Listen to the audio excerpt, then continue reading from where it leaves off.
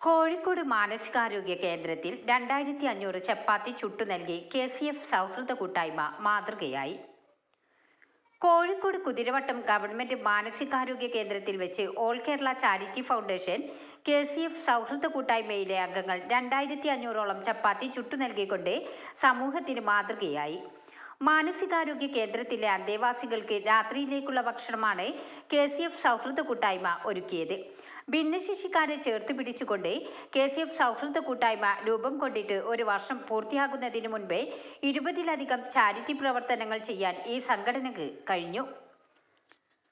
KCF chairman Abdul Razak Maliyekkal, vice chairman Zubair Kalpakanchery, secretary Saithalikutty PC, joint secretary Sajith Karakkulam, treasurer Zubaida Akampadam എന്നിവരുടെ നേതൃത്വത്തിൽ നടത്തിയ ചപ്പാത്തി ചുടലിൽ എക്സിക്യൂട്ടീവ് മെമ്പർമാർ ഉൾപ്പെടെ 32 പേർ പങ്കെടുത്തു.